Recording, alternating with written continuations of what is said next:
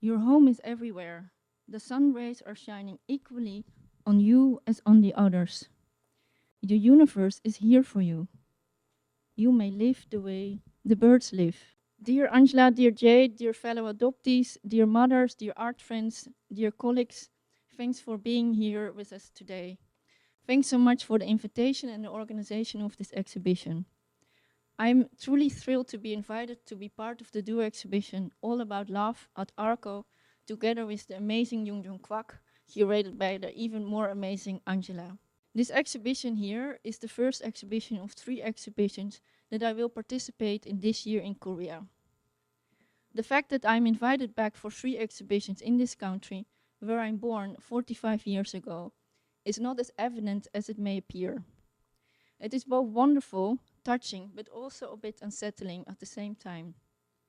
Unsettling as for many adoptees, the relationship between their motherland, Korea, and themselves is a relationship of absence and has been characterized by negligence, abandonment, loss, and grief. But at the same time, there's also a strange sense of coming home. And like if one finds themselves in a toxic relationship, one can sometimes better decide to step out of it and remove themselves from the relationship and move on and not to return. In healing the relationship between Korea and adoptees, a gesture from the government would be very much welcomed, or better put, necessary. It is time for the Korean government to acknowledge their part in this dark chapter in history and how this has affected not only 200 to 300,000 adoptees, but also their mothers and their families. Many adoptees, they are rightly still waiting for a gesture of recognition from their motherland or by the Korean government. It would do good for both the adoptees, the mothers, and the government in the process of healing if apologies were made and proper aftercare is offered for the adoptees by the government. It would also help if the government removes all bureaucratic and legal blockages for adoptees and their mothers to find each other again. As the Korean government was complicit and is responsible until today for separating babies and children from their mother, their families, and their home country. But voila, I am here, accepting the invitation to present my work here in Korea, not sure in what way this relationship can be restored. This exhibition is personally a beginning of a healing journey, but it will be a very long journey. I see this moment as a moment to bring awareness to those affected by adoption.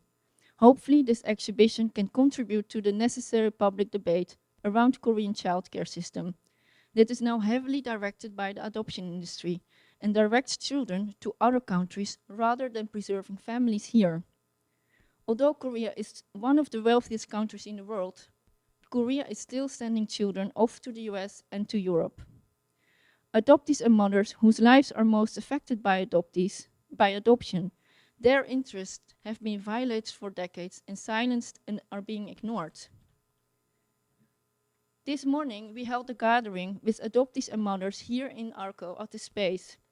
And it was one of the most special moments, I think, to me. For both the adoptees and the mothers, it was very emotional and also beautiful to meet each other and to listen to stories, but also to embrace each other's. There were tears and there was laughter and there was also, joy. But the mothers have been erased and also been silent, and there's still a lot of shame and pain. But to me, this was a very, very dear moment of this exhibition already. I'm presenting 2 works here at ARKO. One is my film Brussels, 2016, and my long-term project, the Mother Mountain Institute. Both works propose a language or methodology that in itself breathes decoloniality. Both works embrace ancestrality, spirituality, and a different approach to time than Western linear time. And both works speak through the heart and invite the audience to remove the dehumanizing gaze to people who may appear further away from their own perspective. Brussels 2016 is a video letter to my mother. And it's more like a letter or a conversation one can have in one's own imagination. And I tell her about my life in Brussels And the film is also a way to describe Brussels, a capital in Europe, and the city here, it stands for so much more than just the city. I filmed the city when I just arrived in Wales for an artist residency. And the film plays with the several genres, like the diary filming, but also that of the documentary. So throughout the film, I'm dismantling certain genres, but they all are being combined. At the moment when I was filming, the city finds itself in a very particular moment in history. You could say it was a moment of crisis, just after terrorist attacks in 2016. What had led to more xenophobia and racism towards people of color, but to citizens who are born in Brussels, but they are not white. Many of the citizens are from former colonies, but are living in deprived circumstances. Brussels appeared to me when I arrived as a city of parallel realities, one of the European political institutions, and also that one of the art institutions who speak about equality and decolonization, who make policy about decolonization. But in the reality, most of the time, the staff is still all white. And through the several encounters with my queer community and the neighbors, we see a reality of people interacting and making home in a homeland that maybe is not their homeland, but maybe it is. We are all looking for a safe home, and we're all looking for love and to be cared for. And I think that is what the film is showing, hopefully. In the Mother Mountain Institute, I present 2 stories of mothers whose children were stolen and trafficked for adoption. What is the Mother Mountain Institute? I started the Mother Mountain Institute in 2017, and it's like an ongoing project. And for me, one of the turning points was that when adoptees return to Korea, they find out that actually they were not orphans, and that most of the times the mothers are still alive. And that made me realize, and at the same time, many people in Korea and everywhere else, they don't know this. So I thought it's very important that these stories are being put out there in the public.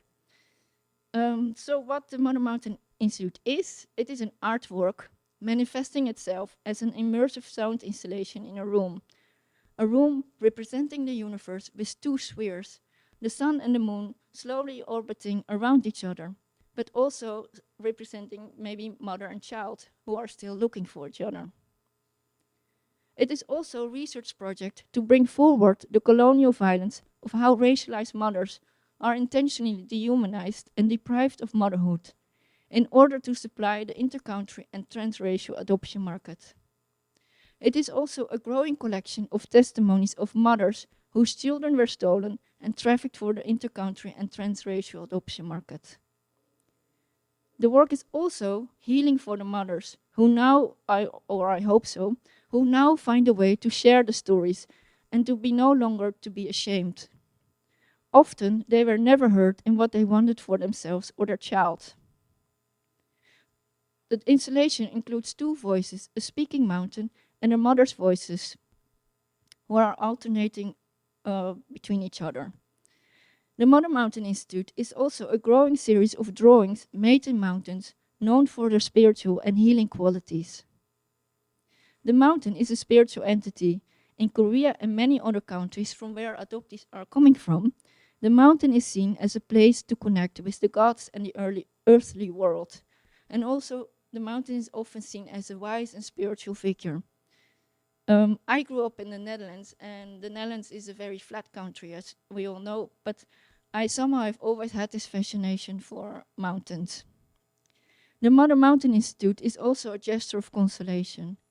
I have asked several wise and spiritual people along my trips through mountains to give words of consoling to people who have never been able to find their mother and family.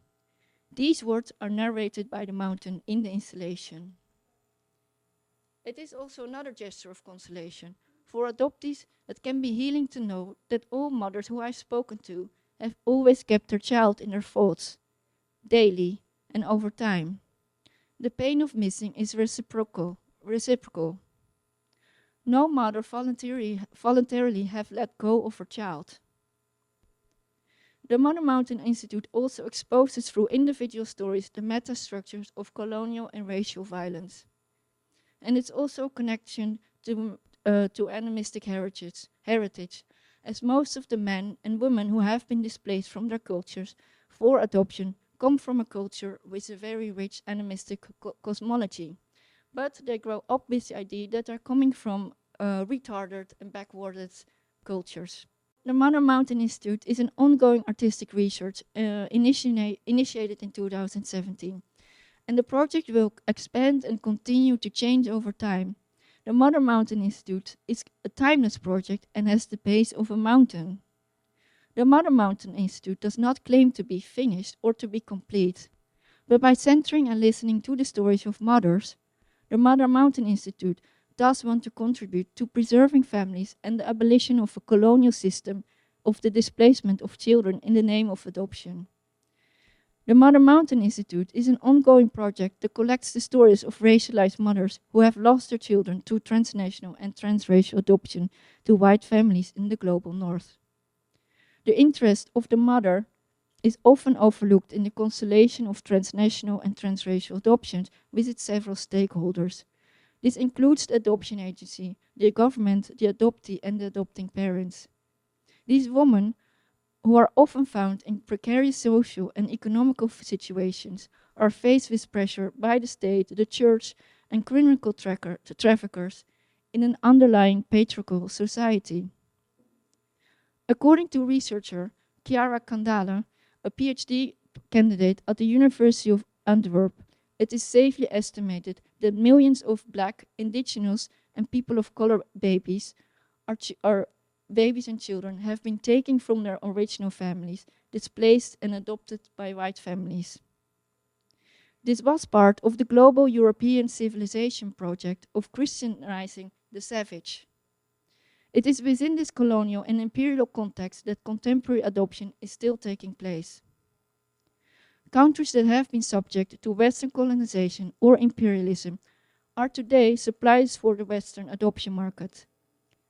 Numerous cases have been uncovered whereby children from the global north were purchased or kidnapped from their families or orphanages in order to meet the high demand for adoption among couples and individuals in the global north. We can speak of a structural pattern where mothers from the global south are dehumanized and denied the right of motherhood. Indigenous non-Christian cultures and their extended care systems are seen as inferior and are used as a reason to remove children from their families and culture, and saving them by adopting them into white families in the global north. In the Mother Mountain Institute, the position and the stories of the mothers who lost their children are being centered. After the separation, their respective desires remain between mother and child to find one another again. Like celestial bodies pulled by gravity, they circle around each other. Besides the political, economical, cultural, and historical context provided by, for instance, academics about the why and the how and the when, no sufficient answers are provided that can heal the wounds. And the mountain is seen in several non-Western cultures as a spiritual figure and is invoked in this project both as a patient shelter, as a site for meditative walks, and a spiritual entity who might provide answers to impossible questions transcending rational thought. The room-size installation acts as an enlarged table model representing the universe. Two bowls representing both representing both the sun and the moon and the mother and child rotate within the space. A woman's voice is narrating the story of a mother, and alternating the mountain speaks. On 17 February 2017, I have interviewed a Korean mother in the Chungjeong-buyu district, excuse me if I pronounce it wrong. In the 60s and 70s, US adoption agencies actively approached poor single mothers in Seoul to send their children for a better life in the US. She was also approached and her child was taken against her will. And her testimonial is at the core of the first audio file, Chapter 1. Her testimonial is translated and scripted into the words of the mother. Her words alternate with the words of the speaking mountain. After the imperialistic Korean War, 1950 to 1953, and I know in Korea the war is referred with a different name. Millions of Koreans were killed by the US and European allies. It was the start of the inception of a well-oiled adoption industry between South Korea and Christian countries like the United States, Western Europe, and Australia. This can be considered as one of the darker chapters of South Korean post-war history. And since the end of the Korean War, between 200 and 300,000 children have been sent overseas for transnational and often transracial adoption, often with falsified documents and through child trafficking. In the immediate post-war period, poverty and a high number of abandoned orphans led to the first adoptions between South Korea and the US. Besides the war orphans, there were children whose fathers were US soldiers who had impregnated Korean women. For single mothers in the situation exacerbated by a non-existent social child welfare system. And despite the fact that the Korean War was over, the high demand for children from the global north reached its peak in the 70s. The adoption industry with Western money turned out to be very lucrative and a means to rebuild the economy after the Korean War. US economic investments were exchanged for the right to adopt children from South Korea. Children have been stolen from hospitals and orphanages and markets to supply children for the adoption market. US military presence in South Korea, and imperialistic entanglement in trade, economics, and even spirituality, Christianity has become the largest religion in the country, has ensured that adoption practices between the two nations since the 1950s are entrenched and mutually protected. And even though South Korea has become one of the wealthiest nations in the world, transnational adoptions continue to this day. Single mothers, and not only single mothers, poor mothers are in Korea are stigmatized, and the women and their children are often no longer welcome in society and socially excluded. The fact that adoption organizations, both in the global north as in the global south, are privately run with poor regulations and few legal instruments to check the legality of the adoption agencies, contribute to a situation where the laws that have been implemented to protect children against trafficking are rarely being followed up. And grassroots organizations like KUMFA advocate for ending the transnational and transracial adoption program and for investing in improvement of the position of women and for instance through sex education and the provision of proper childcare. Decades of persistent signals of fraud and child trafficking have been willfully ignored by the public debate, the adoption agencies, and the governments in both the global north as also in the sending countries like Korea. On February 2021, the Dutch government of the Netherlands apologized to the adoptees and announced an end to transnational adoptions. And the Netherlands was one of the first countries to do it. At the moment, there are more countries who are investigating their program. But sadly enough, the Dutch government has decided actually a month ago that they will continue adoptions. So I will leave it for here now. Yeah, thank you. 발표 너무 잘 들었습니다. 저희가 어제 뭔가 포멀한 토크를 하지 말자고 했는데 포멀하지 않은 인포멀한 토크를 할 수 있을지 모르겠지만 그냥 우리가 마음 먹은 대로 수다를 조금 떨어보도록 할게요. 오늘 낮에 굉장히 특별한 모임이 있었다고 들었어요. 그래서 그 모임 때문에 굉장히 어떤 이모셔널한 상황들이 또 있을 것 같고 어제 기대 반, 궁금한 반으로 모임을 준비하셨던 것 같은데 오늘 어떤 이야기들 나누셨는지 어떤 일들이 있었는지 한번 잠깐 들어볼 수 있을까요? Very, very, very special, and I think I will treasure this moment forever. I had reached out to several adoptee communities and also to age groups of who support mothers who are single, and also so there were a few women of this who are actually either single mothers or who had sent their children off, who were pressured to send their children off to adoption. And so we went in the exhibition, and we sit in the room, and it's a room, and you just have to sit in there and then forget the rest of what's happening, and then you listen to the story. So we all did that together, and then they watched the film, and then we went upstairs to have to talk further. And so some of the adoptees had also never met a mother who has lost their child for adoption. So they were very emotional to meet and also to hear the stories, because some adoptees have returned to Korea to live here, but they still face many difficulties.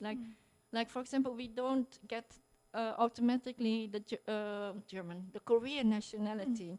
So they are still being discriminated, and to find a job, they get lesser paid. So, and also some of them are still looking for their family, and so to sit there with each other was very special, and also for the mother. So there was a lot of hugging with people who we never met before, but also it was also beautiful and a joyful moment. So I was very grateful to able to make this moment, and also that this work is shown in Korea. I think it's very important. Yeah, and I think they were all really happy that these works are here, because it sort of brings them out of their isolation, and that they should not be ashamed, and that there are more people.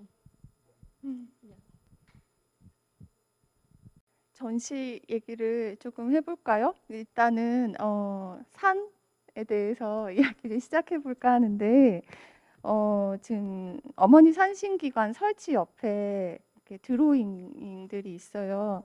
그러니까 어머니 산신기관은 2017년에 시작된 온고잉 프로젝트이지만 이제 산에 대한 관심은 이미 그 전부터 갖고 계신 것 같고, 드로잉이 시작되는 시기도 2014년이에요. 처음에는 창문 밖으로 산의 이미지가 보이고 만원경으로 산의 이미지가 보여요. 그 조금 멀리 있다가, 그리고 이후에는 산 안으로 들어간, 또 자세히 각 산의 여러 나뭇잎들, 강들을 관찰해서 그린 그림들, 그래서 좀 더 그 산 안으로 들어가 있는 드로잉들이 있어요. 그런데 작가님은 거의 대부분을 네덜란드에서 생활하셔서 사실 산이 없는 곳이잖아요. 그래서 저 어떻게 산에 이렇게 관심을 갖게 되었을까? 산이 왜 그렇게 특별했을까?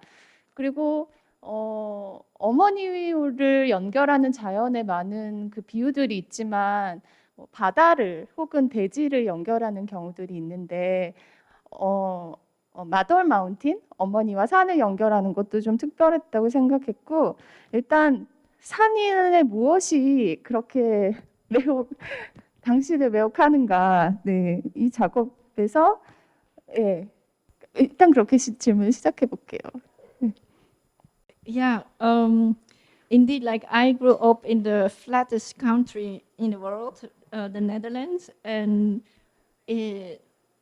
but I've always had this longing for mountains. So I remember as a child we had to make a paper, and then I made a paper on mountains. So there was always this attraction to it. I think they are very special. If you go to the mountains, I feel like a bit like coming home, and I feel a bit like coming to a place where I feel embraced, or feel someone is talking to me, or someone is holding me in a way.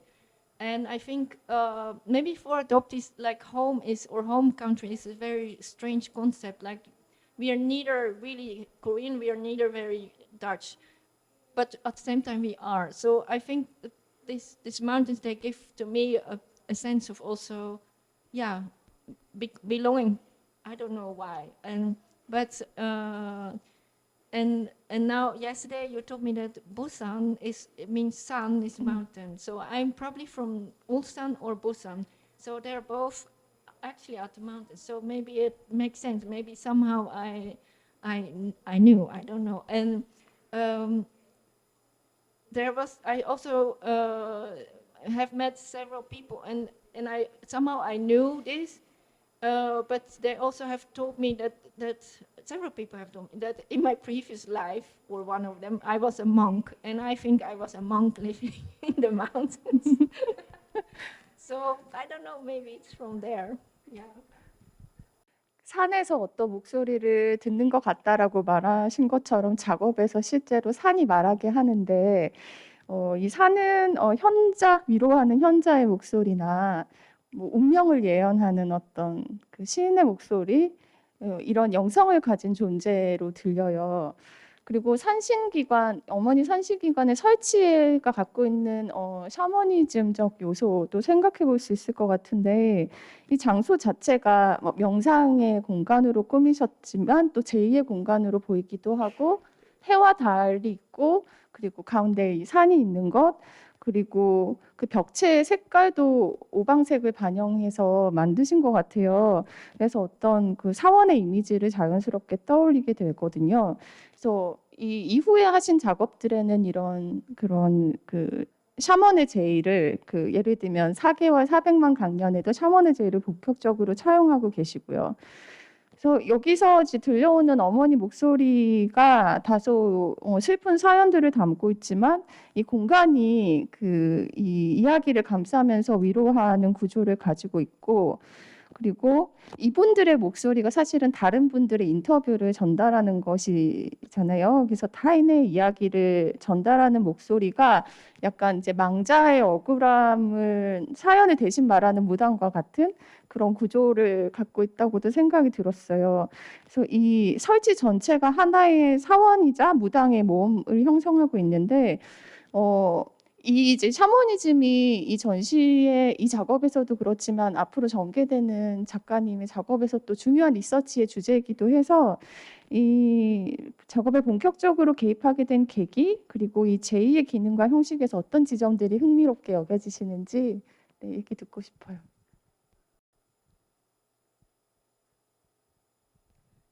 Yeah. I think there have been many moments in my life that I always thought everybody sees what I see, and everybody hears what I see, or everybody feels what I see. But then at one point I realized maybe that is not the case. So sometimes I see more than other people, and I feel more than other people do. And sometimes it's great, and sometimes it's very difficult. But I never connected that earlier with shamanism. But over time, it became more and more clear that this was also part of me. And I didn't know that this was called shamanism, but sort of this ancestrality, working with spirits and working with ancestrality, that has become more and more present throughout my work.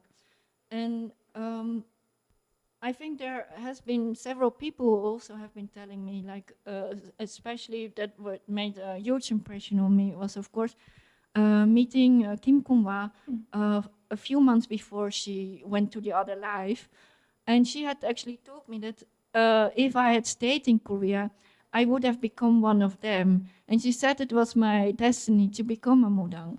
But she said, it's fine that you become an artist.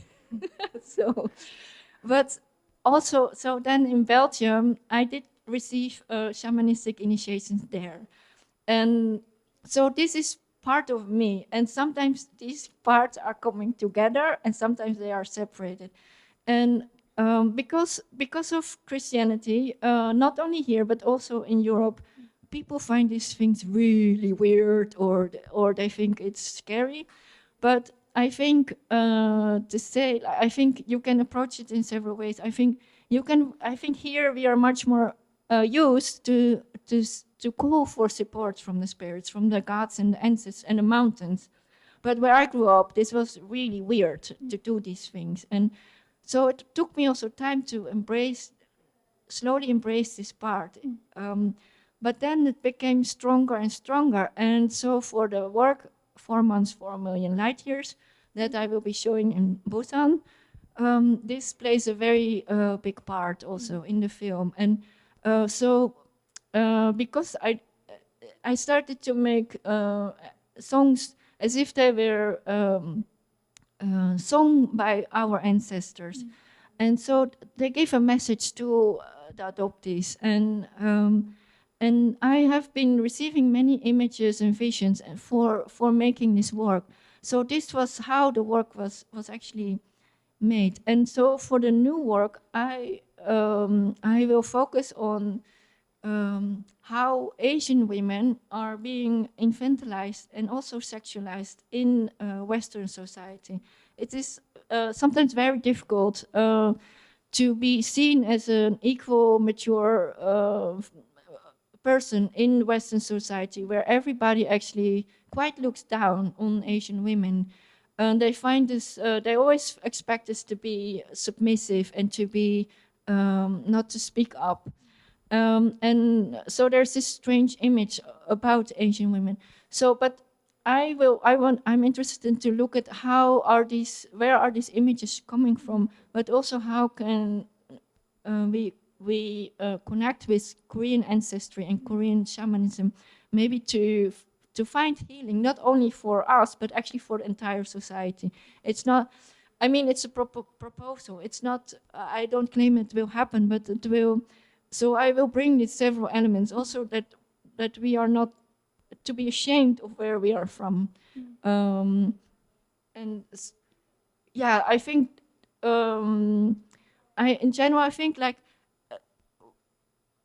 that it's one of the most beautiful, I think, of the whole world, people have always worked with their ancestors, but only since sort of modernization or Christianity, this is being considered as something low or something bad. But yeah, I'm wondering who is right. I mean, I think I have some thoughts. Yeah. And so I think it's very beautiful and important to actually embrace this part. Yeah. 이 부분을 조금 더 이따 얘기하기로 하고 어머니 산신기관 이 작업과 이제 브뤼셀 2016 이 두 작업이 함께 소개가 되었어요. 그래서 어머니 산신기관과 브뤼셀의 경우에 앞 작업은 이제 어머니가 아이에게 보내는 편지, 말의 형식을 취하고 있다면 이제 브뤼셀은 어머니에게 보내는 편지의 형식을 취하고 있는 이제 사적인 내러티브의 형태를 가지고 있는데요. 이런 부드러운 형식을 취하고 있지만 앞서 프리젠테이션에서도 부드럽지만 굉장히 단호하게 메시지를 전달하고 계신 모습처럼 그 내용은 강하고 광범위한 비판의 시선을 던지고 계세요. 작가의 그 여러 작업들에서 해외 이변과 연계되어 있는 식민주의나 제국주의에 대한 비판이 제시된다면 이것이 이제 브뤼셀 2016에서도 보이듯이 이민자, 아시아인, 젠더적 차별의 시선으로 연결되고 그것이 심지어는 그 본인이 이제 레지던시로 거주하고 있는 그 기관의 그 문화예술 기관이 갖고 있는 백인 중심적인 그런 현실에 대한 비평과 모순으로도 이어지고 있습니다. 그리고 이렇게 일단은 이렇게 작업의 형식을 부드러운 외피를 취하고 있지만 직설적인 메시지를 그 안에 깔고 있는 이 두 겹에서 어떤 효과를 노리고 계시는지 궁금합니다. Yeah, I'm actually a monster. No, I think the way to talk about these very important and difficult issues is maybe like in both of the works, when I referred to earlier that people have been dehumanized, and so I speak about this process of dehumanizing, but I also speak about that I make it possible to actually see or feel what it means that if that happens to you. And I think if one can feel for another person, then we can meet each other, then we can maybe heal, then we can mean something for each other. And maybe that's also something how Angela put this together, that this is all about love, and this is all about taking care of each other. But I am not only like romantic, definitely not, but like I do think it's very important to look at where is this all coming from, and to transfer the responsibility where the traumas have been coming from, because often also adoptees are being seen as victims, and all kinds of things are projected towards them.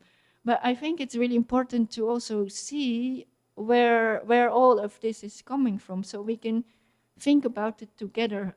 What can be changed, or that it's not only a responsibility of the adoptees. Actually, I think it's, or the mothers. I think it's a responsibility from all of us to make sure that women can keep their children, and that so that these questions are being asked. I hope this answers your question. 네, 그 일부러 어머니 산신기관의 조각도 잘 만든 그런 조각의 형태라기보다 아이가 만든 것처럼 접근하기 쉬운 그런 형태를 만드시려고 하였고, 또 영상에서도 물론 완성도가 높은 영상이지만 어떤 친숙한 일기 같은 내러티브를 통해서 좀 더 다양한 사람들이, 많은 사람들이 접근할 수 있게끔, 그렇지만 그 메시지에 도달할 수 있게끔 하려는 그런 방식들이 좀 흥미롭다고 생각했었어요. 네. Yeah, I also I always like when a work is not too, an artwork is not too pretentious or not too slick. So for the Mother Mountain Institute, I like it when it still looks a little bit unfinished, or not like that it's been made by a machine, or too clean. So there is some kind of way in all of the works, some kind of accessibility to everyone, as if, maybe you imagine it as a child how this universe looks, but at the same time, so it's been welcoming to everyone. I think that's an important thing for me, that it stays accessible for, that it's welcoming. I hope so. 이 작업들 속에서 굉장히 솔직하게 불편함들을 이야기하고 또 상처를 말하고 그런 용기뿐만이 아니라 치유나 회복의 노력이 함께 있는데, 이게 무언가 잘 해보자 뭐 이렇게 봉합하는 정도가 아니라 구체적인 방법들을 또 제시하는 고 있다고 생각이 들었어요. 그러니까 어머니 산신기관의 경우 해와 달은 이제 서로 어긋나서 움직이는 것 같지만 한 번씩 서로 만나는 순간들이 있고, 또 두 어머니의 이야기 끝에는 또 아이들이 돌아오고요. 또 작가는 관객들을 이 공간 안에 일종의 회복의 제의 안에 초대한다는 측면에서 아까의 그런 샤머니즘적인 부분과도 좀 연결이 되는 것 같고, 브리셀 속에는 이 불편함과 비판이 되어 있지만 또 그 뒤로 갈수록 누구를 이 사회가, 누구를 이 커뮤니티가 포용해야 되는지를 구체적으로 이야기하고 있어요. 다양한 퀴어 커뮤니티의 워크숍뿐만이 아니라 고양이와 개, 그리고 같은 네덜란드 국적이지만 네덜란드인으로 느껴지지 않는다고 말하는 또 친구들, 그리고 입양인들, 이렇게 하나하나 이렇게 그 사람들의 장면들을 보여주면서 직접적으로 누구를 포용하고 함께해야 되는가라는 부분들을 보여주고, 심지어는 화자를, 그러니까 말하는 사람을 지켜주는 할머니, 할아버지, 배우령까지 네, 보이지 않는 존재들까지 이렇게 포용하는 구체적인 메시지를 통해서 이 균열된 상황들을 꼬매고 다독이는 것 같아요. 그래서 뭔가 비판에 그치지 않고 직접 굉장히 회복의 매개가 되고 문제를 해결해 보려는 그런 용기, 여기서 더 큰 용기를 보는 것 같아요. 그러니까 이런 에너지를 궁금하다고 해야 될까요? 어떻게 또 이런 용기들을 또 이런 메시지를 작업 안에서 담고 계신지. 네. 그렇게 뭔가 그런 장면들을 포함시키는 이런 전개가 궁극적으로 전달하고자 하는 메시지로 다가가는 과정이었는지. I moved to Brussels because I was getting the grant to do the residency, and I wanted to make a silk painting. That was my plan to do. But then when I arrived, there were the Brussels attacks, so the whole city was upside down. And it was also right before the Brexit referendum. So these two really huge political moments in history were just taking place at the moment I arrived in Brussels. So I never had filmed a film like this. But then I just felt, yeah, I have to film this. And also, when I was there were people living, like you can imagine, Wheels is a bit a space like this, so a building like this, but then there were studios for 9 artists. So we were living and working more or less in this building. And then imagine that there were also refugees living maybe in the tunnel. And there were cleaners who were black cleaning the building. And at the same time, there's the government building, but then very nearby. And they talk about things, but it was never brought into practice. So I realized Brussels was really a city of parallel realities. And I wanted to bring forward what it actually means to show Brussels from the perspective of a non-white person. Because a lot of times non-white persons are being shown in films, but through a very patronizing and also sometimes problematic racialized gaze. So I really thought it was important to show Brussels at this moment through my eyes, through a queer eye, from a feminist gaze, through also a person of color. And because this was not so much shown, or still not so much shown, and so all these narratives, political moments were coming together, but also me, talking to my mother in a way, and I think that there were these special encounters which were just happening, as also this week there has been all these special encounters, and then you just bring this together in the film, and I think then you realize, we can still be together, and we can understand the cat who's trying to find a way home. We can understand maybe the person who has been having psychiatric problems, who was coming from Moroccan descent, and but also I want to show what it means if people, you are born in a country, but the people in that country still don't see you as a full citizen. You always have to continue proving that you are right to be here, that you have the same rights. And for people who don't experience this, it's important to see that. But on the other hand, it's also important that people can tell their own experiences.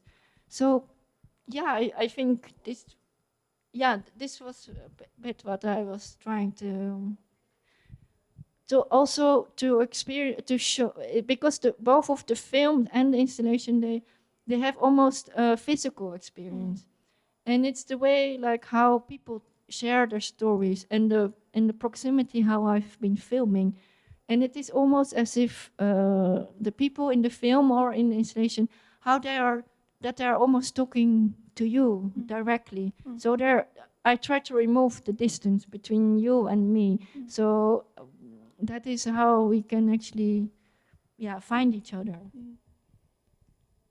굉장히 그 특별한 그 시기에 브뤼셀에서 또 이방인으로서 살게 되신 거였잖아요. 막 3월에 큰 테러가 있었고 공항과 시내에서, 그리고 4월부터 이제 6월까지 이 영상들을 찍게 되면서 또 한창 그 브렉시트 논의가 있었고, 또 브뤼셀은 그 유럽 연합의 수도이기도 하니까 뭔가 유럽이라는 이 공동체에 대한 의심과 질문들을 함께 이 영상 안에 담고 있었던 것 같아요.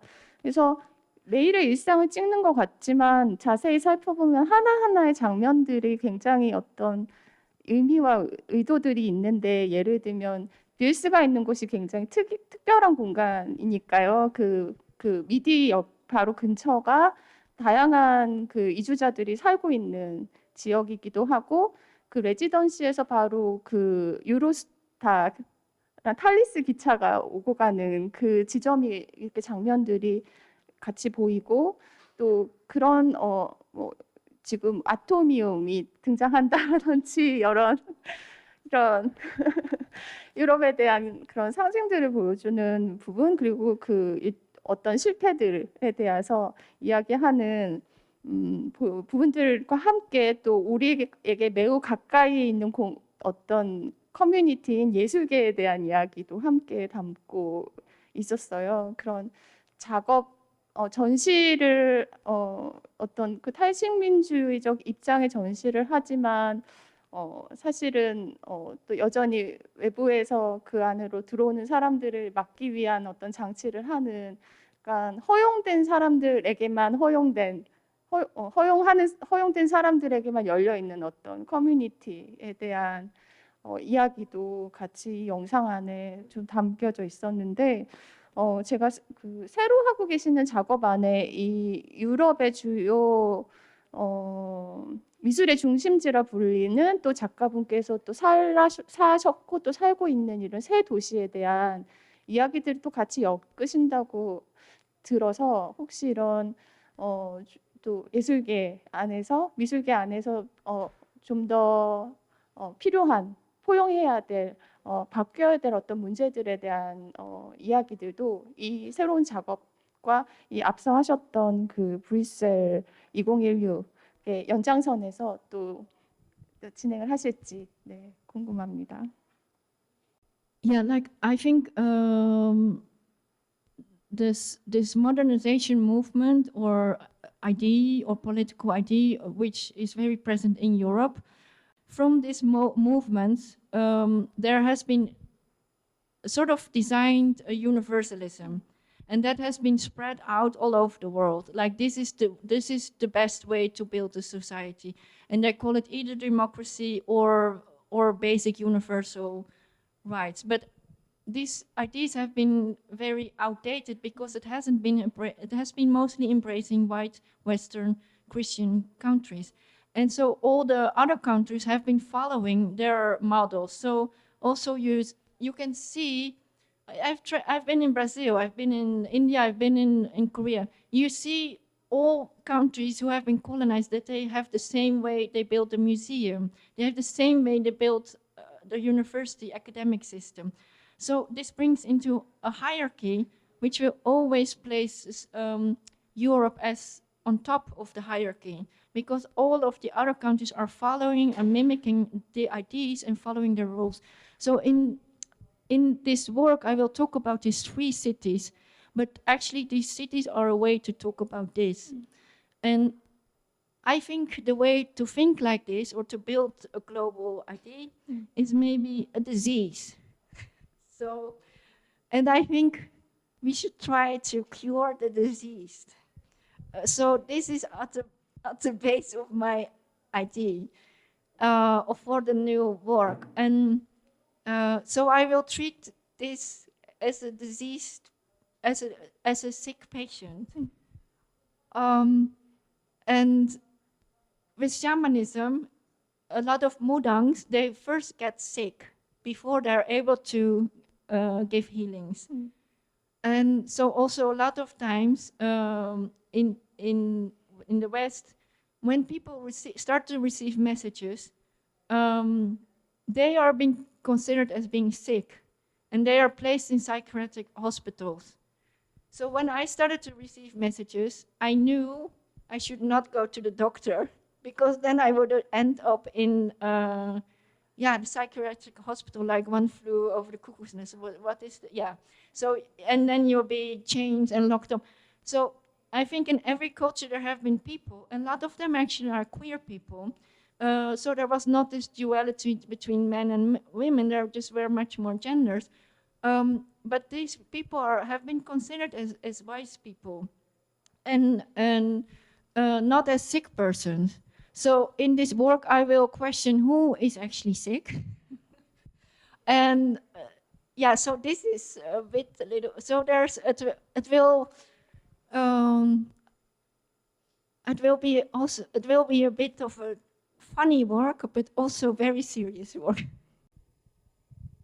네, 이 새로운 작업에 대한 아이디어가 저는 이 전시에서 보여진 어머니 산시기간과 브뤼셀 2016 두 작업의 총합이자 확장으로 느껴져서 꼭 이 작업도 다음에 한국에서 만나볼 수 있는 기회가 있었으면 좋겠습니다. 저희 대화는 여기서 마치고 혹시 더 못다한 얘기가 있으면 또 작가님 좀 더 말씀해 주시고요. 또 질문은 저 이후에 플로어에서 받도록 하겠습니다. 안녕하세요. 곽영준입니다. I see our bodies as sites of radical contradiction. How a body presents itself, how it is read, belying its true lived yet unperceived nature. I use sculpture, performance, video, and collaborations with my community to pose different ways of understanding our bodies beyond the skin by reimagining their form, functionality, and materiality. You know, I think about my work as a sort of form of resistance against and like a recuperation from the patriarchal gaze and the violence of objectification, the way that like bodies are objectified, exploited, policed. With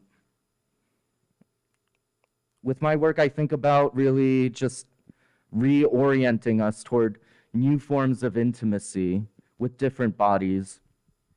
I'm inspired by Donna Haraway's theory of the cyborg in her Cyborg Manifesto and Jasper K. Puar's assemblage in her book Terrorist Assemblages, who offers an expansive vision of the multiplicity of our bodies, how they're composed of fragments, and the transformational affects in between these fragments. As Haraway notes, the body does not end at the skin. We leave traces of our DNA everywhere we go. We live with other bodies within us, microbes and bacteria, microplastics. We are enmeshed in social and economic forces, affects, energies. We are composites of information. So I'm going to talk about Zena Zerner, which is my band. Not, you know, we're not saying that it's like my art or part of it. I mean, that distinction really doesn't matter to me. But my history performing in drag in queer nightlife, I feel like it's important to talk about how it informs and influences and inspires my work in several ways. So Zena Zerner is my band that I started in 2011 with my partner Marvin Astorga in Chicago. And in Zena Zerner, I perform songs that combine a variety of musical genres, including like industrial and techno and disco, and, you know, sing songs that combine rage with pain and struggle and joy and laughter and screaming and ecstatic dancing.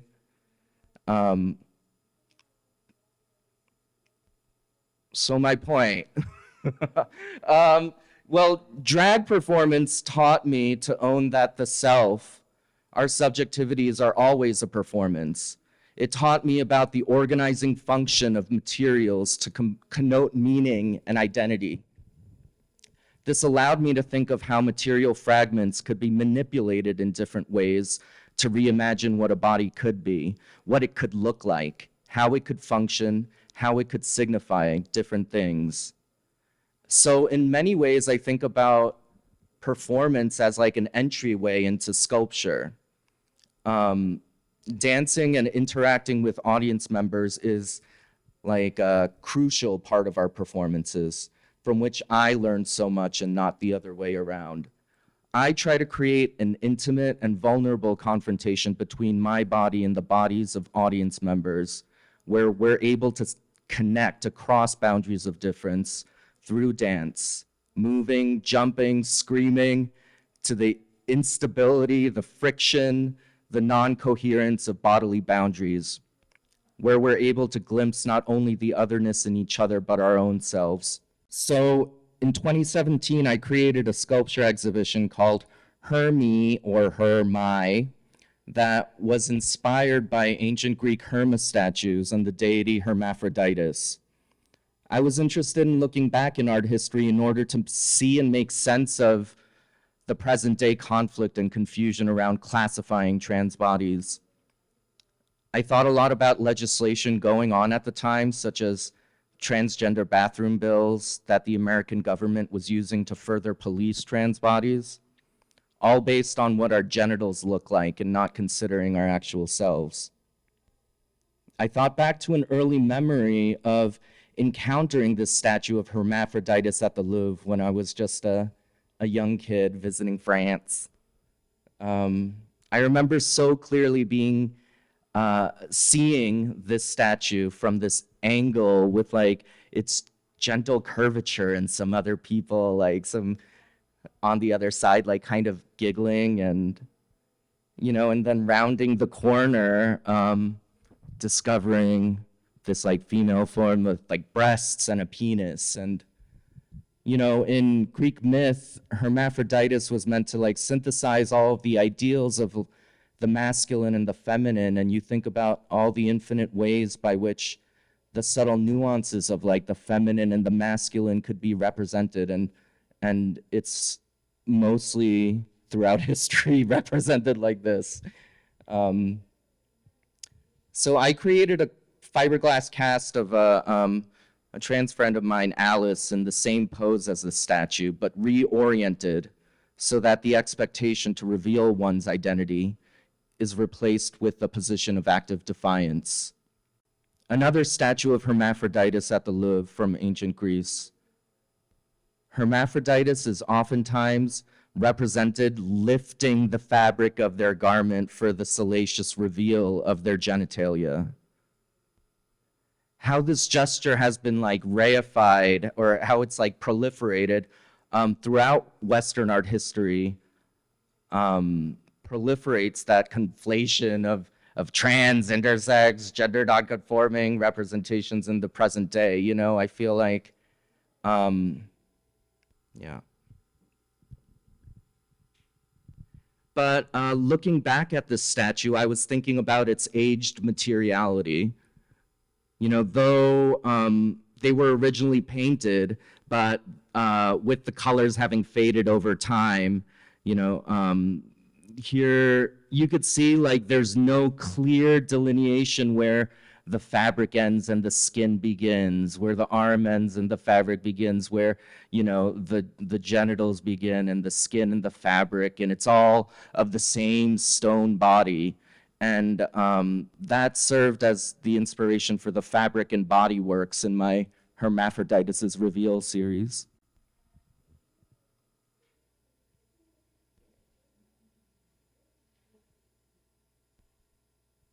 So here the fabric reveals negative space, and the relationship between the space, the fabric, and bodies is open-ended. It's indeterminate.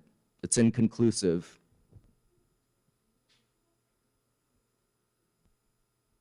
Here are multiple layers of fabric, of concealing and revealing. I want these pieces to gesture toward the many subtle nuances of a body that contains hidden multitudes.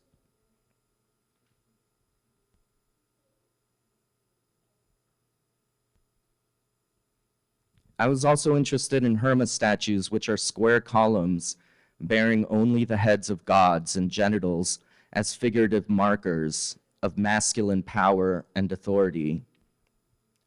They were placed in front of the properties of people in positions of power to mark one's territory, to claim space. I wanted to subvert the original function of Herma statues and claim the space of my exhibitions as queer, as trans, as nonconforming. The piece was named after Herculine Barbon, French intersex person from the 19th century whose memoirs I had read. I was also drawn to Herma statues after this public conversation I did at like an art school where there was, another queer artist who makes very minimalist work and is kind of, kind of queer minimalism. And then I realized that I was being positioned as like the messy, trans maximalist, that makes like ugly dick and vagina works. But for me, it was a question of the privilege of passing. There are trans people that can pass as their actual gender and those that cannot, often based on race, class, and access to resources. This made me think about how minimalists had announced that the content is the form from a so-called objective viewpoint. But it made us understand that the height of modernist conceit, the universal, isn't universal at all, in that it represents and reproduces power relations that bolster boundaries of race, class, and biological essentialism. I was interested in how Herma statues joined figuration and minimalist abstraction. I was interested in a queer formalism that doesn't see itself as one side of a binary, but rather locates itself within a genealogy of sculpture and expands upon this discourse without having to deny queer subjectivity. I want to carve out new spaces that uplift and center marginalized bodies, communities, to make space for queerness. I did a residency at Michigan State University during the pandemic in 2020 to 2021. And at a time when there were so few bodies on campus because of like stay-at-home orders and remote learning, I was supposed to be doing a project there, and I was like, what am I gonna do? And so I turned to the famous statue of the campus mascot, the Spartan, a symbol that everyone at the university could relate to. I was motivated by the ongoing debate around racist monuments rooted in white supremacy, but I was seeing a lot of just simplistic I just wanted an alternative and more complex form of engagement than the discourse that seemed to, present arguments for toppling the monuments or preserving them. Rather than seeking simply to demolish it, like how could I engage with this monument in an alternative way in order to connect with the community and the place where I was an outsider from, because I'm from LA. So I set about making molds of the Spartan statue in order to create a body of work that would, open up the symbol to be more inclusive and open-ended.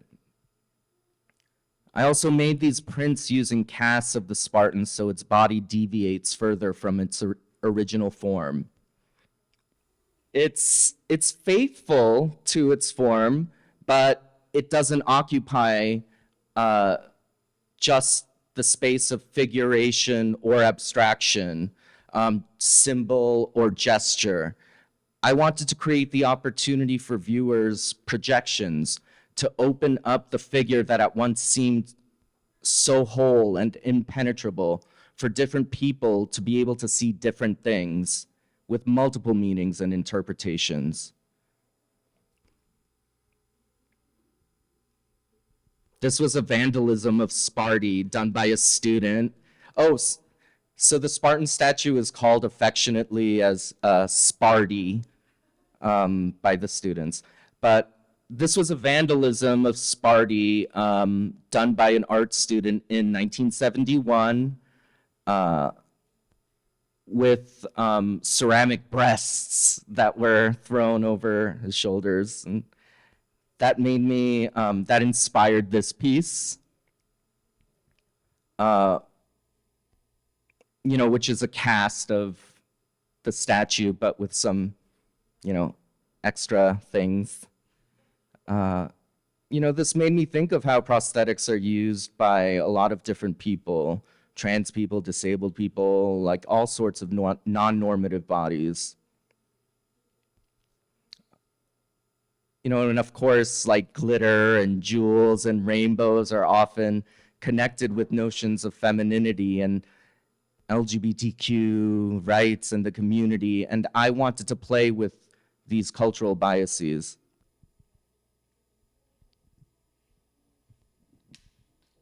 So Divine Popo is a cast sculpture that I made of two young Korean queer women in love who are not out of the closet to their families because of the cultural stigma against same-sex, and particularly like female same-sex couples, because their families would not approve of their love. I was inspired by David Wojnarowicz's "Fuck You, Faggot Fucker," made in 1984 at the height of the AIDS pandemic.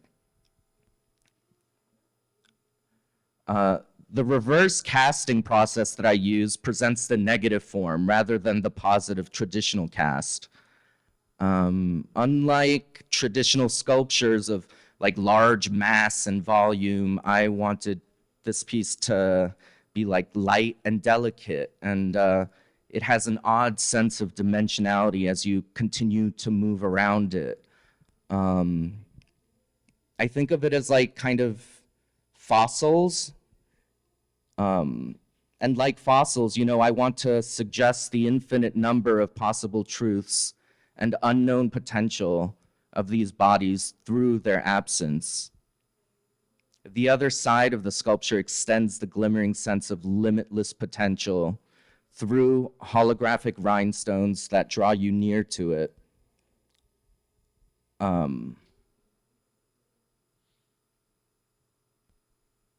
But it's elusive because its form and color shift with each slight movement.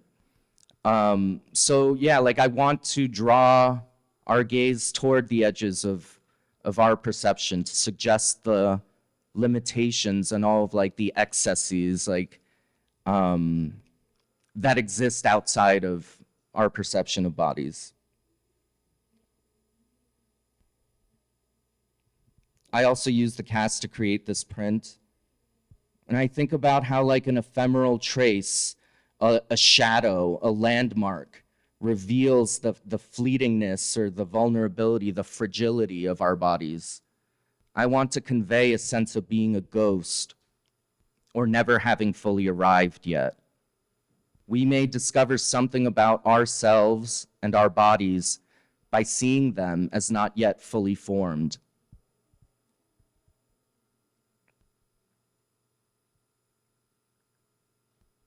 I think of these as like kind of bodies that are still transforming, bodies that are like, they're still being invented. They have yet to fully emerge, but they're coming. They're imminent. So in a lot of my sculptures, including this one, I include casts of hands of different people in my community, of like queer and trans and POC friends of mine. And in this piece, they're gently touching and grazing this surveillance mirror, this instrument of surveillance and policing of bodies protruding from it. And this mirror reflects and affirms all of like the myriad forms of queer bodies that are in the exhibition space, rather than reinforcing that threat of like the surveillance and policing of our bodies. And so this piece, you know, the mirror ball has a special cultural, historical significance for myself and others who found refuge in queer nightlife venues.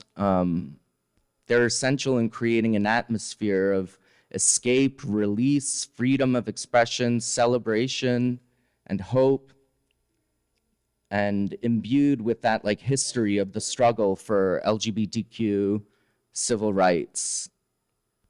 In this way, you know, I think of this as like invoking this sort of bygone radical imagination, queer imagination, as a means of rethinking resistance and agency for marginalized bodies into the future. So this sculpture slowly moves around the space at 1.5 rotations per minute. It's like approximately the speed of a slow dance. And I want to encourage viewers to look slower, look around you, look closer, deeper, allow for a delay and disorientation in viewing and categorizing bodies.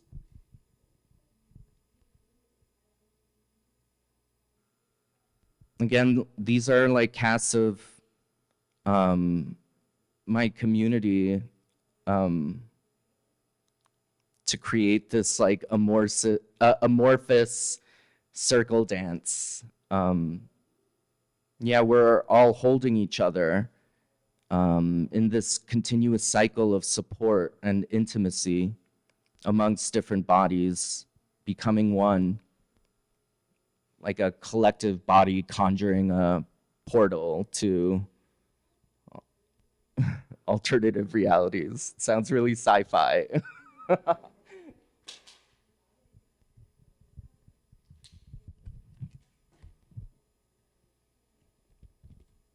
So Slow Dance is a collaboration with another filmmaker that was shot at my collaborator's grandmother's California suburban house that she lived in for more than 50 years before recently passing away. So in the video, there's like HD footage that's static and austere, and then there's like video cassette footage that's more like home movie style, that's like warm and intimate. And oh, I will say this came out before Beyonce's that video. What is it? The one where she uses video cassette footage. Yeah. So in the video, you know, an Asian trans feminine body, seemingly alone, drifts through a home that is simultaneously familiar, alienating, and confining. For me, it's all about this like sort of being intimate with the Western domestic space and a body that's paradoxically ill-fitting. I made this piece in 2013, but with the COVID-19 pandemic and widespread isolation and quarantining in one's home, along with the violence against Asians and questions on like the placelessness of Asians and limitations on assimilation into Western spaces, this piece became newly relevant for me. I think about it in some ways as like about an Asian trans body in a slow dance of living through and failing through and surviving the American dream.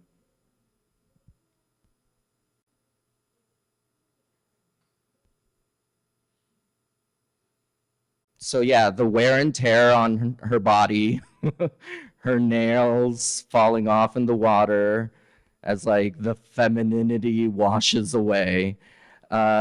the innumerable ways by which she's like awkward in her own body and home is not the picture perfect image of happiness and prettiness that can be easily co-opted into the politics of LGBTQ activism. You know, I believe that alienation has a part in creating new forms of intimacy and connection. I often feel like diasporic migrant populations are very familiar with this because the focus in our youths after our parents have immigrated and stuff like that is all about assimilation, how to be a good citizen, how to, you know, behave like an American, and when you're not a real American or nor seen as a real Korean, your failure to occupy a stable identity invokes like a sense of queer placelessness and an awareness that rather than you failing the system has failed you. And there's so much unlearning and relearning involved in recreating yourself, in finding your community. This is a real moment of deep frustration and anger at my collaborator, who just happens to be a straight white man.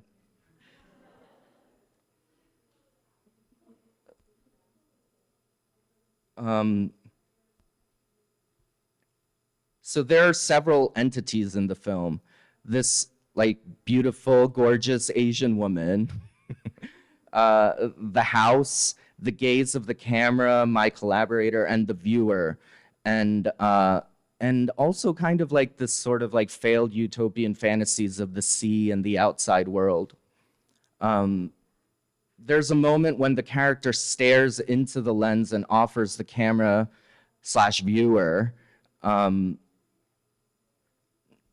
tea. She reaches out for you. She doesn't touch you, but the hope is that an effective connection is made. There may be friction, but that is authentic when you're crossing boundaries of difference. Spanning 3 projected screens, the individual video channels are different lengths and not synchronized. The longest one's about 13 minutes. So they continuously rearrange themselves to create new visual relationships. And I urge you to take some time to relax and engage with it. Oh. Also, please come to my party on Saturday. Zena Zerner is performing at Trunk in Itaewon, and it would be so great, and I look forward to dancing with you and getting closer with you all. 감사합니다. Yeah.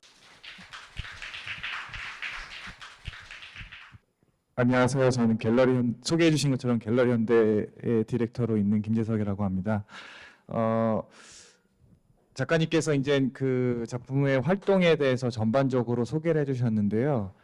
이 전시를 보면 2012년, 13년 정도부터 시작해서 가장 최근작까지 작가님의 근 10년의 활동의 주요 작업들을 확인할 수가 있어서 마치 그 작은 회고전을 보는 듯한 느낌을 받았습니다. 먼저 좀 이번에 한국 전시에 대한 소감을 좀 여쭙고 싶어요. 왜냐하면 아까 잠깐 말씀하신 것처럼 작가님에게 이제 dream이라는 표현을 쓰셨었는데 이번 전시의 소감이 좀 궁금합니다. Oh, I feel great about it. Thanks. Yeah, no, I mentioned earlier, you know, that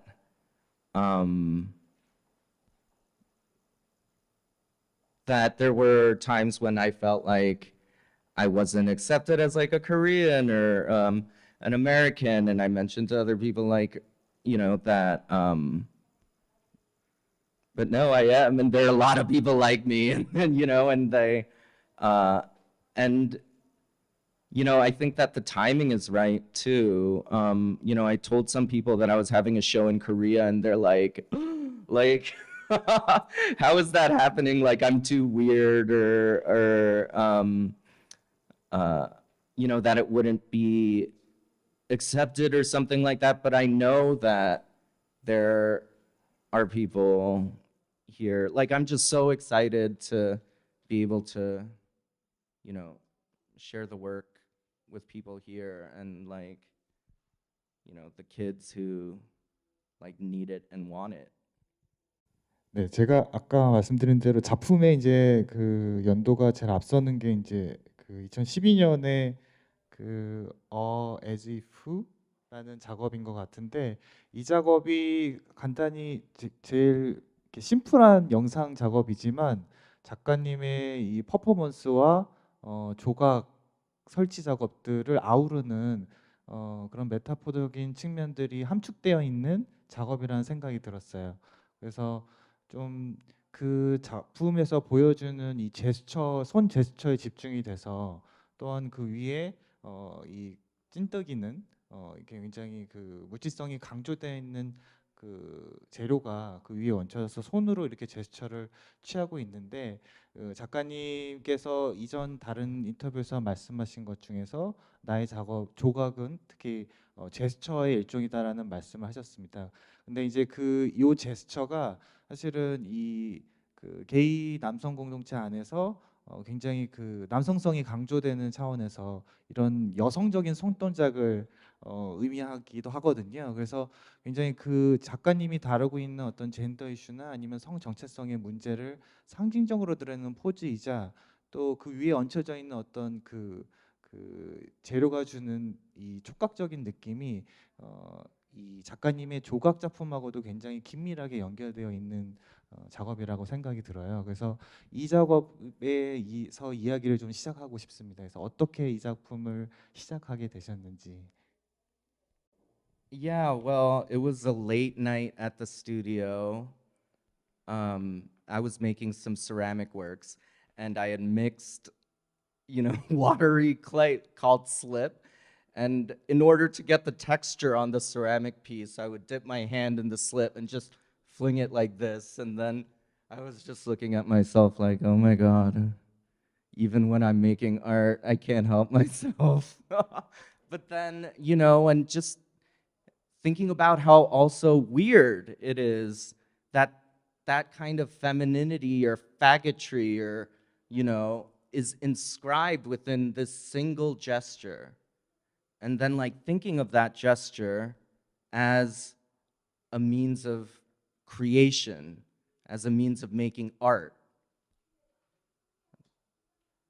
Yeah.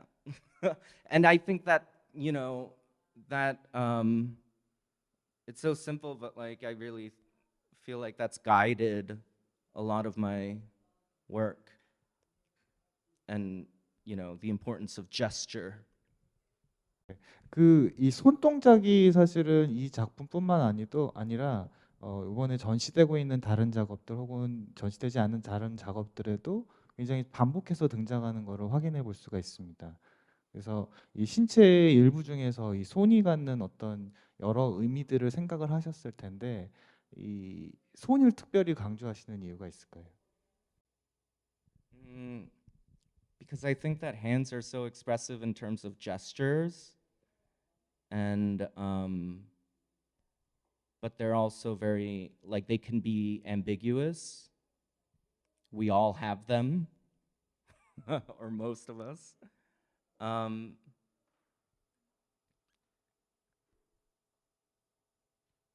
Yeah, and I think that I am just always trying to touch things. I like touching things. It's a way by which we get intimate, and especially during the pandemic too, I just felt, you know, the need to touch things.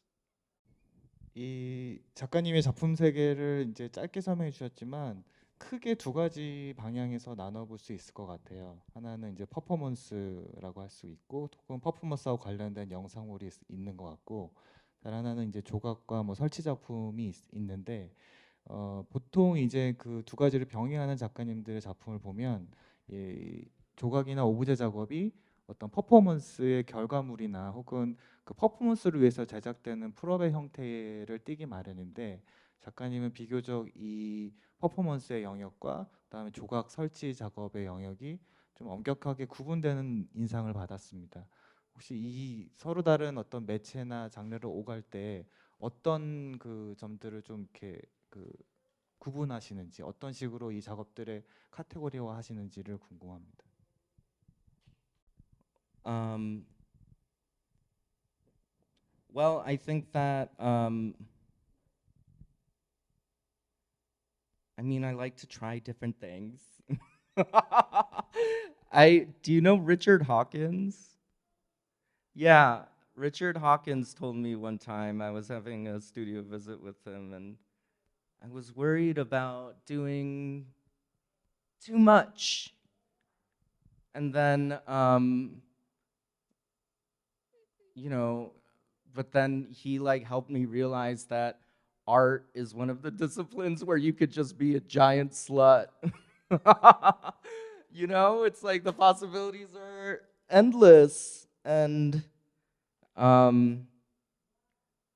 and also I think it just has to do with like freedom and not wanting to be, you know, tied down, feeling trapped maybe, and then not wanting to be yeah, marginalized into just one category. Like yeah, I mean, like, I am very cognizant of, and kind of like a little bit old school when it comes to really acknowledging the discipline that I am working in when I present something, as like sculpture, you know, as a performance, as a video, as like a nightclub ho. Or, you know, which is, but like Zena Zerner is very different and separate from my sculpture. And like, because sculpture has its own histories, you know, it really, I don't want to see myself as just apart from. Everybody else typically may want to place certain people, whether it be like black people, trans people, women, artists, in that corner, you know, but like, yeah, I'm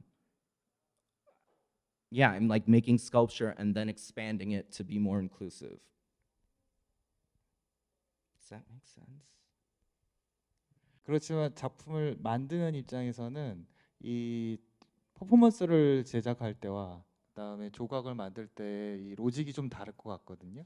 그러니까는 뭐 좀 더 원래 퍼포먼스는 라이브 액션과 그다음에 관객과의 어떤 커뮤니케이션과 이런 것들이 직접적이기 때문에 반면에 조각은 스튜디오에서 완성이 되고 또 어떤 굉장히 복잡한 공정들을 거치기 때문에 이 제작 과정상에서의 큰 차이 때문에 발생하는 이 결과물의 차이가 분명히 있을 거라는 생각이 들거든요.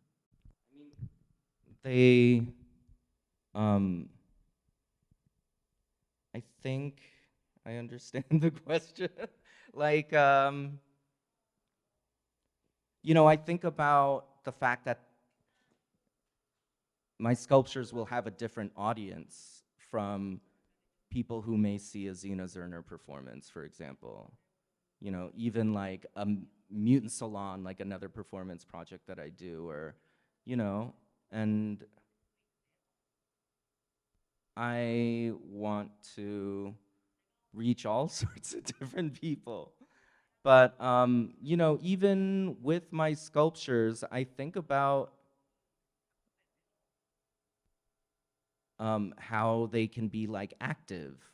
You know, I think about them being very like performative. You know, I think it's, they're like virtual bodies, you know?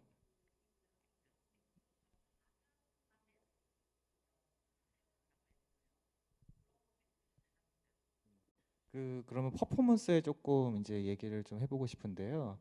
그 작가님이 아까 말씀하신 것처럼 이 드랙에서 작가님의 어떤 퍼포먼스가 좀 출발하는 것 같은데 이 드랙 문화에서 작가님이 어떤 부분들을 좀 그 미술의 언어로 풀어내게 됐는지, 이 드랙 문화에서 어떤 것들을 배우셨는지 아트스쿨과 다른 어떤 것들을 배우게 되는지 궁금합니다. Yeah,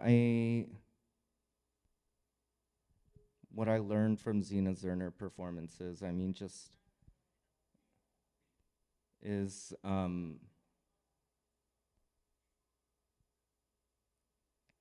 mean, the possibility for connecting with different people, you know, for really producing a kind of change in perception in a very immediate way. And oftentimes I want my like gallery artwork to aspire more to that. Yeah. 이 관객과의 어떤 커넥션을 얘기할 때 좀 되게 중요한 작업 중에 하나가 이 프로젝트 중에 하나가 이제 아까 설명은 하지는 않으셨지만 이 뮤턴트 살롱이라는 프로젝트가 굉장히 중요하게 얘기를 해볼 수 있을 것 같습니다.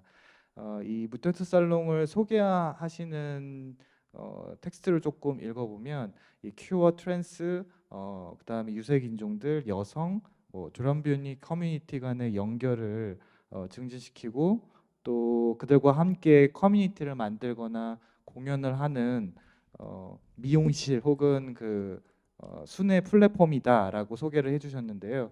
이 뮤턴트 살롱은 이 작가님의 작품에서 이 퍼포먼스의 영역과 또한 이제 조각 설치 작업을 이어주는 중간지대 역할도 해주는 것 같아요. 그래서 이 뮤턴트 살롱을 좀 소개를 해주시면 좋을 것 같습니다. Yeah, I mean that is that's kind of like a free for all. I mean that's like a you know, really more about my community. And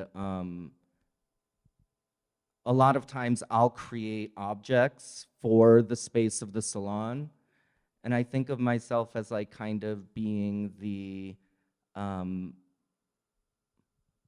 like, I kind of create the scenario, I set the space, I create the furniture, I create the occasion, and kind of think about how to bring things together so that things outside of myself can happen.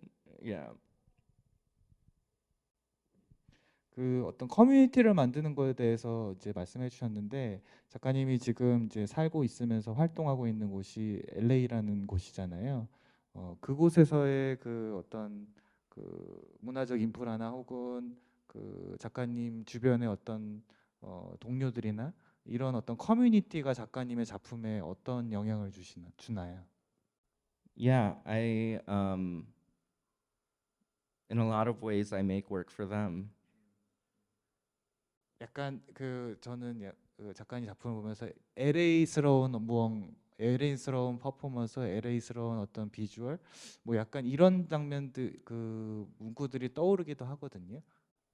I think, you know, insofar as like the community that I found there, and that's so funny because a lot of people outside of LA and in LA too have said that about my work and Mutant Salon and stuff like that. Like, oh my gosh, only in LA, or like this is very LA or something. And I was like, and even when I had just moved to LA after living in Chicago for 10 years, and I'm originally from New York and New Jersey, you know, but then and so I was trying to think about like, what is it about LA, you know? And I think it has to do with, you know, how up until recently LA wasn't the center of the art market. There wasn't kind of like a concern about so much about like the market, and you know, there was like a sense of like wildness that comes with that, you know, that we're just doing it for each other. So maybe that's part of the LA aesthetic or something. Yeah. 이 초기 작업들에 대한 이야기를 좀 해보고 싶어요. 초기의 작업들을 보면은 굉장히 이 신체 관련된 작업 관심이 이제 그 작업에 드러나지만 뭐 헤어나 털을 사용한 작업들이거나 혹은 이 공간 자체가 굉장히 생명체처럼 그로테스크하게 약간 뭐 여드름 같기도 하고 커다란 종기 같기도 한 모습으로 변하는 이런 이 신체를 둘러싼 환경에 대한 작업들을 주로 제작을 하셨는데요. 그때 당시에 작가님이 그 주로 관심을 두었던 부분들은 어떤 부분들인 건가요? I mean, I think with that, um, if I like understand your question correctly, I think with like the drawing, I had returned to drawing. I mean, drawing has always been a part of my practice, but it seemed appropriate for this piece because, well, first of all, like I thought, like that first room is kind of like deconstructed icons, and I wanted like a kind of masculine, drag or something like that. And but as I was drawing it, all of the little hair started to just look like just marks and fragments. And I love the idea of like the space being comprised of all of just these little marks and all of like the lines having an infinite number of lines within them, and that's what constitutes the body, rather than the body having like being really shaded well and stuff like that. It's all the space around the body. And then and the body is like composed of all of these different fragments because of the hair. And otherwise the skin is just blank paper, and that and it's very similar, like I kind of think of it as like the rhinestones in a way, like a bunch of little things, assemblage. 그 작가님 작품이 이제 시기를 좀 지나면서 제가 느끼기에는 좀 변화를 했다고 생각이 드는데, 이 2014년에 커먼헬스 갤러리에서 발표했던 그 머더 스피릿이라는 전시를 보면 그때는 이제 굉장히 다양한 재료를 통해서 이 컬러 팔레트를 만들고 또 그 완성된 작품들이 굉장히 이 마무리가 되지 않은 듯한 혹은 굉장히 그 현재 진행형인 것처럼 물질성이 강조된 그런 스트럭처를 가지고 있는 기념적인 어떤 조각의 형태를 띠고 있었어요. 근데 이제 그 점점 시기가 지나면서 작가님이 좀 더 이 조각의 언어에 더 집중해서 작업들을 하고 있다는 인상을 받았습니다. 그러니까 지금 가장 최근에 발표하셨던 작업 중에서 이 스파르타 조각상에 대한 이제 작업을 하신 것처럼 점점 이 설치 비기념적인 어떤 설치 작품에서 점차 이제 조각의 어떤 전통적인 어휘나 방법론들을 사용하는 작업들로 변화를 해왔다는 인상을 받았는데요.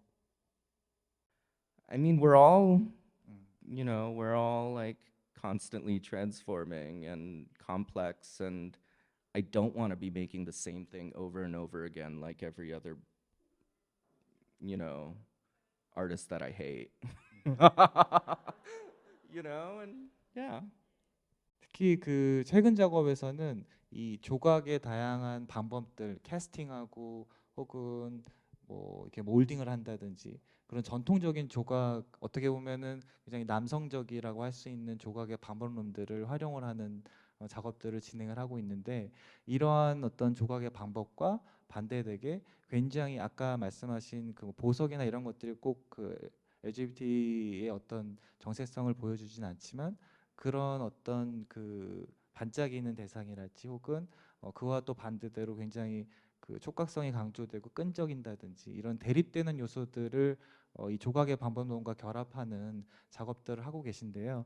그 이러한 작업의 방식과 그다음에 작가님이 선택하는 재료들이 이 작업 세계 전반에서 굉장히 중요한 화두인 이 퀴어네스하고 어떻게 연결을 시켜볼 수가 있을지가 궁금합니다.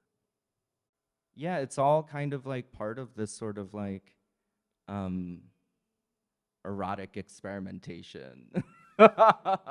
You know, I think like it's like a play too, and you know, really, yeah, I a play with like different materials and you know, not exactly knowing what will happen or like doing things like wrong or kind of, you know, seeing what happens. Yeah. Does that answer your question? Or like, is that kind of like what does queerness mean? 이 조각 작품에서 특히 드러나는 이제 작가님의 생각이 이제 그 우리의 몸에 대한 어떤 그 재정이나 혹은 기존의 어떤 그 경계 같은 것들을 다시 생각해 보게 하는 작업이라고 본다면 굉장히 중요한 이 지점들을 말씀을 하고 계신 건데 특히 작업에서 대부분의 신체들이 신체 일부 손이나 발 이런 것들이 등장한다거나 신체 대부분의 부분들이 부재하고 있는 상황이에요. 그래서 어떤 이 작업들에서 보이는 이 신체의 부재가 갖는 여러 가지 좀 생각들이 드는데 이렇게 부분들로만 신체를 구성하는 조각 작품을 만들 때 그 이유가 있을까요? Yeah, you know, I want there to be that kind of moment of recognition of something familiar, like a familiar body part, but then also a disorientation. You know, it's almost like kind of like hooking somebody in to confuse them in a way that will like make them think more. Yeah. 작가님이 그 진행하셨던 그 그리스 로마 신화에 등장하고 있는 그 인물을 바탕으로 한 작업들의 연작처럼 이 많은 퀴어 작가들은 사실 그 미술사의 전거가 되는 어떤 작품이나 혹은 그 이전 세대가 남긴 다양한 미학적 언어들과 연결 지점을 찾고 그 연결 지점 안에서 본인의 목소리를 찾아가는 방식으로 작업을 하는 것 같은데요. 이 작가님의 작품에서도 마찬가지로 아까 말씀하신 뭐 데이비드 워너러비치나 혹은 다른 어떤 폴텍이나 이런 다른 작가들의 작업하고도 연결 지점을 찾아볼 수 있을 것 같습니다. 그래서 작품을 하실 때 앞선 세대의 어떤 퀴어 작가들과의 연결 지점이나 혹은 그들의 작업에 대한 어떤 아이디어들을 가지고 지금 현재 나의 작업들을 맥락을 어떻게 만드시는지도 궁금합니다. Yeah, I love Paul Tech. You know, I think that like references will come to me as I work and kind of notice similarities. And, you know, through studio visits or just like hearing people like, you know, bring up people. Like I was making these like dildo like sculptures and somebody was like, oh, it looks like Brancusi. And I was like, who's that? And then I looked him up and I was like, oh, okay. Yeah. But yeah. 그래서 마지막으로 하나만 더 질문을 드리면 이번 전시에 출품된 작품들에서 중요한 하나의 그 토픽은 제가 생각하기엔 또 이 시선인 것 같아요. 그러니까 우리의 몸을 보는 다양한 시선들이 존재를 하는데 예를 들면 뭐 글로리 홀이랄지 아니면 슬로우 댄스에서 보이는 이 카메라의 시선이랄지 혹은 그 감시경 버자이니스에서 보이는 그 자체로서의 어떤 그 우리를 반사하고 있는 보는 어떤 시선들. 그래서 그 개별 작품들에서 서로 다른 어떤 시선의 문제들이 담겨 있는 것을 확인해 볼 수가 있습니다. 작가님이 작품을 제작을 하실 때 결국엔 우리 몸에 대한 어떤 이야기들을 담고 있다는 측면에서 이 시선의 문제도 중요한 이슈로 생각을 하실 것 같은데요. 이 작품들에 있어서 이 작품을 제작할 때 작가의 작품을 보는 어떤 시선의 주체도 생각을 하실 것 같아요. Yeah, I love that you see that.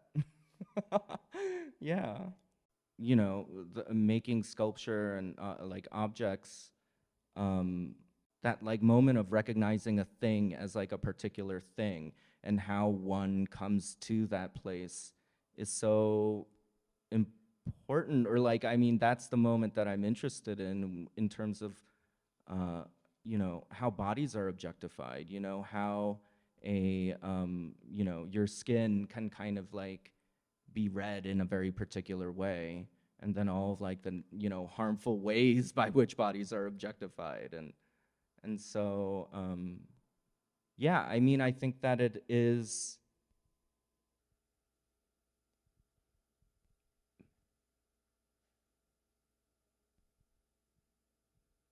yeah, I mean, that's just something that I'm like considering a lot with my work, with like, yeah, even the like disco ball and stuff like that, you know, the, you know, it was presented as like the primary light source in one of the shows that I did, you know, with like different lights shining on it, and then the other work in the space being lit by slow fragments of light that were moving around the space at 1.5 rotations per minute. And I want people to like look differently, look slower, you know, kind of get